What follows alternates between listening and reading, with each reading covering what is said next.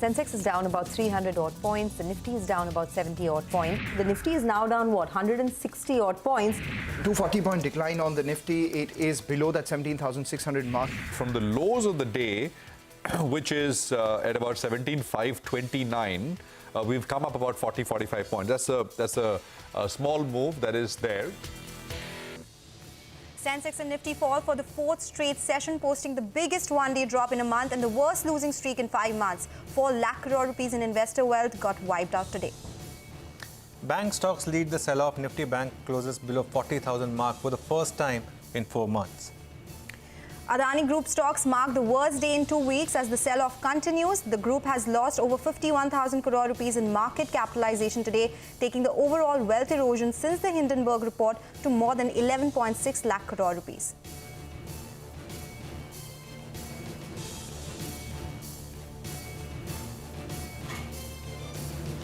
Well, there was no place to hide on the Lal Street as stock market saw a sharp sell-off. Over the next 30 minutes, of course, we'll analyze the reasons for the fall and try to map out the road ahead as well.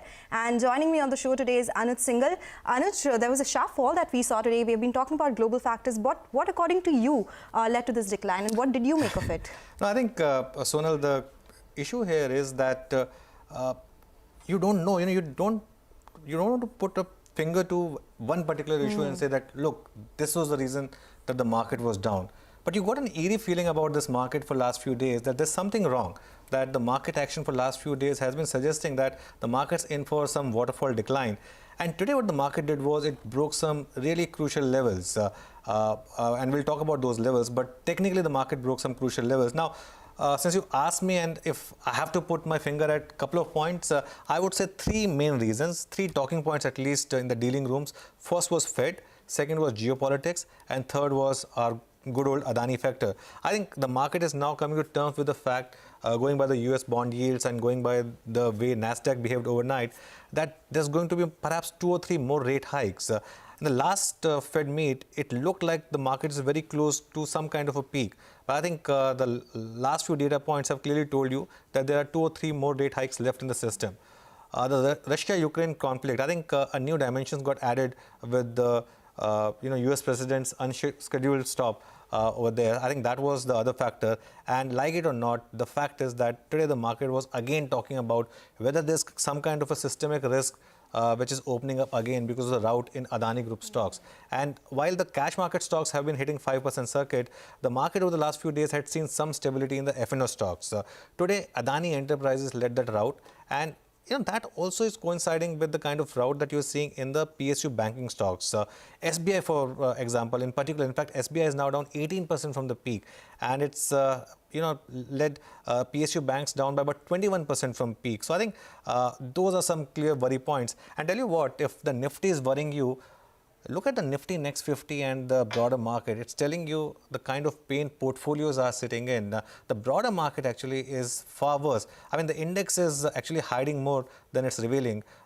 There's pain in the portfolios and there's pain in the broader market. Oh, it definitely is. But, we usually ask what next? What do you think? Will it see some stabilization or will it even worsen from here?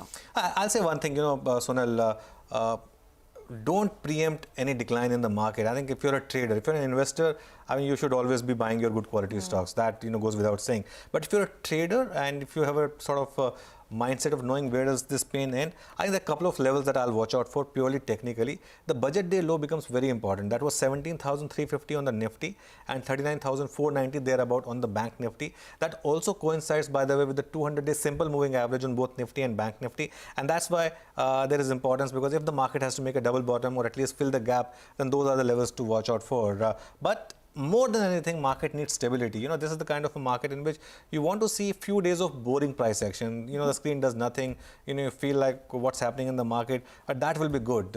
Stable is something which the market wants. But I tell you what, we got the best expert joining us to answer this question for us. Samir Arora is joining us. He's the founder of Helios Capital. Samir, good evening. How are you feeling this evening? I'm going for a drink after this interview. So in general, of course, it's Wednesday, Samir. No, but today was a bad day. So in general, if you look at it slightly bigger picture, first of all, the market this year has corrected less than 4-5%, I think even less. So in that sense, you can say, and we say in all interviews, and we think also that who knows exactly where the next 5% will go up or down.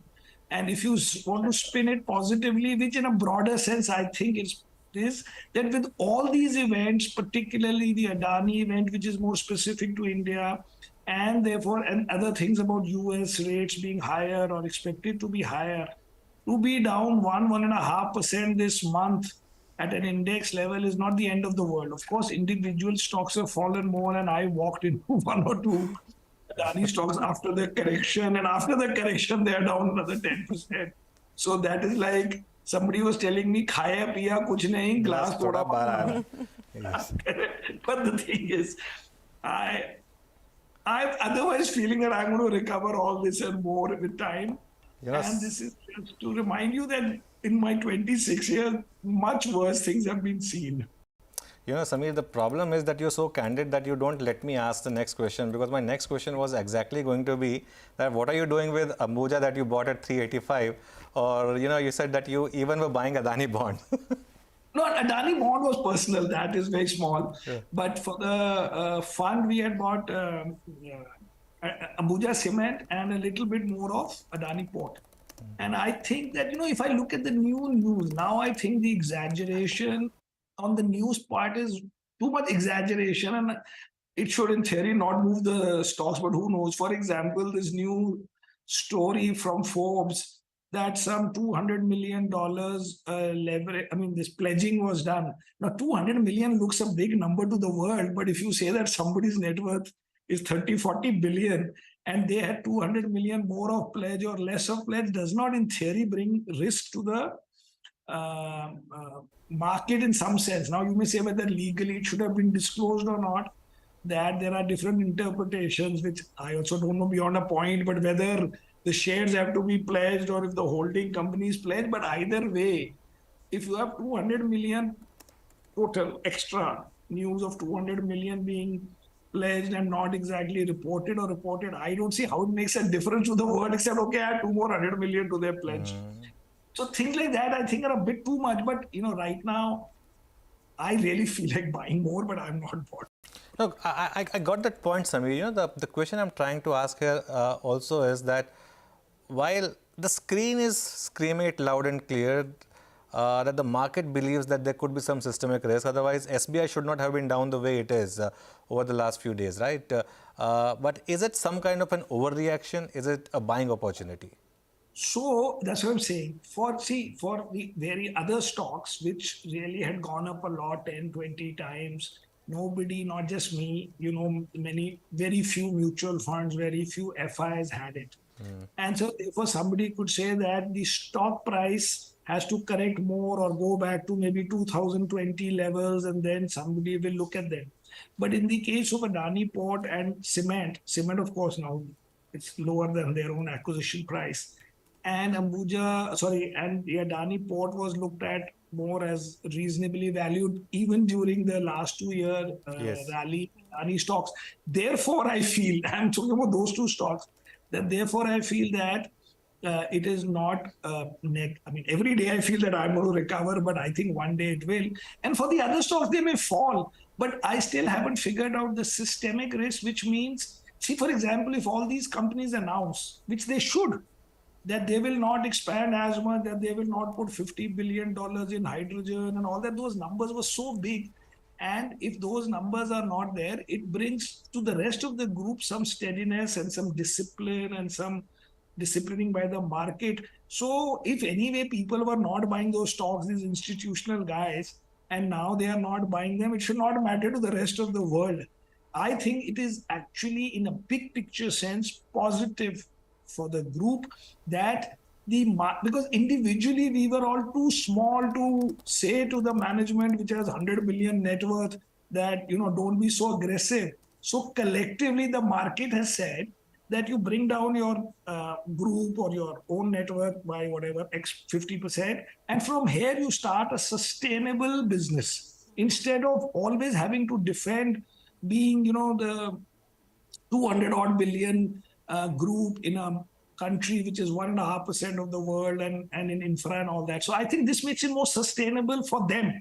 I am interested in my two stocks, which I think are the safest. And overall, I think in the group there are many assets. God forbid if something needs to be done, but I don't think they will. No, actually, sorry, Samir, my question was more related to the market. Is there something else about today's fall? Other factors contributing to the market's decline? Well, today's fall is because the US corrected also one of the biggest, I think, in last 5-6 months, and then you will think about the global connection. But if you look at that, I think it was more India than global in the sense that IT fell less than the market. So if it was a global angle and a Nasdaq correction, IT should have fallen more than the market. Therefore, in some sense, it was this Adani issue and whatever local issue. But that, according to me, is overreaction by the investor and not that it actually poses a risk. That's what I was saying. That if the reaction looks more Indian driven, simply from the point that IT fell less than the market. Okay. Samir, good evening. This is Sonal this side. Now that you're talking about it being an overreaction as well, I wanted your thoughts on Bank Nifty because it is below that psychological mark of 40,000 as well, 200 points away from the 200-day moving average. It's fallen quite sharply from the highs. Do you think this is a good opportunity to look at some of these banks? SBI, for instance, and it was mentioning it has seen a sharp fall over the last couple of days. If I say that, it'll look as if I'm talking my book, but I am. These are my biggest holdings. But if, like banks are our biggest holding, but if you had asked me, what is the Bank Nifty bank index, I wouldn't have known what is the level because we don't do much with the index in the banking sector. But broadly speaking, we have State Bank, we have ICICI, and we have HDFC Bank, and we are still very bullish on them. And again, we don't believe that there are systemic risks brought by Adani or anybody else, at least not yet in anything. Okay. So, Samir, the other issue is this whole geopolitics. Do you think that's having any role or is this just being overplayed right now? So that there's an angle there because if, you warn publicly China that don't go to Russia, and then then these guys are going for that meeting, whoever that big fellow is going from China to Russia, and then the president lands up in Ukraine. So obviously it increases some tension, but did it literally lead to something more happening in our market or in the world yet? I don't know, because these things are, all or none kind of events. Who will sell 2% more for that reason that this might become? So prices might come down, but no active fund manager will be able to take a call on these issues. Actually, if you look at a positive, let's do one positive. That is in January, the FIIs had outflow, and the idea was that these guys are going into China and there's a China opening up trade. And to me, it looks that that trade is already over. You can see that just from the performance of India versus China this month or 1 month and all that. And therefore, I thought that after that initial sell-off, that people will go back to their normal thing where you're putting money into India, maybe putting a little bit into China. But the Adani issue then came up. But separately, if you look at it, that with the Adani issue, with the FII selling, with the global issue, whatever you may say, the market this month is down less than 2%. Okay. And it's not the start of the month. It's like you're coming to the end of the settlement period. So quite a bit of time has passed since all these events have come, and still it's down less than 2%. I was actually looking at your tweet where you said that all who sold India to switch to China in January have gained net zero. So that's exactly the point you're making here as well. Your thoughts on IT, Samir, because that has been one sector that supported markets so far. The index is up around 7%. But because of the global issues, the problems that we are talking about in the US markets as well, do you think this is a space which could see further declines? Well, that is what we are betting on, because we sold it in June, July last year, and it worked for the balance of the year, but definitely not this year. But I would think that if you are connecting it to global issues, then IT has to be down. So the whole thing will depend on the guidance of the sector in April. I would think that the guidance would be 6-7% in constant currency terms, which I don't think anybody would be interested. But if their guidance is in 9-10%, then yeah, that means the the reality is more bullish than I think. My thinking based on global issues is that it will be low single digit and not the like nearing double digit kind of growth. If you see even McKinsey type guys who advise others are firing, the Wipro guy can't pay a full salary. I mean, these things can't be normal unless somebody says this is normal day to day working in IT companies, that after you're hiring people, you're asking them to join at 50% salary and things like that. So you can see it from anecdotes, but the market has refused to believe it. And we have to, now that we don't have it or very much underweighted, we have to see for a few more weeks, months till the guidance season starts, and then we'll see. Samir, in my last conversation with you, and I mean, you can correct me if I'm wrong, I think you had made a point that maybe time has come to look at all these new age stocks because they have now corrected a lot and froth is out, and maybe some of them are offering value. And that portfolio would have done well for you.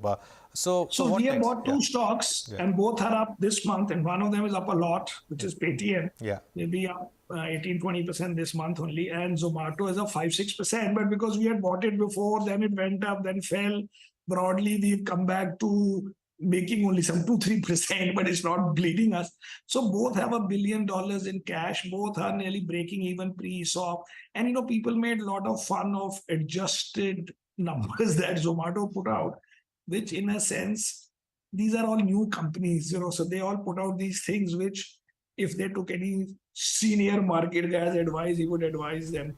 For example, I also thought that the Paytm, Mr. Vijay Shekhar should not have tweeted that we had so many analysts, because we know the public makes fun of these things, that you are counting number of analysts. Now these things are easy to avoid, but it doesn't matter as long as both these guys are breaking even genuinely, which I think both are. Just by calling it adjusted, the Zomato guys particularly became butt of millions of jokes on Twitter. But the reality is that both have survived with dignity, as in there are very few survivors in these businesses anyway. And someday at some valuation, they make sense, and to us, both make sense right now.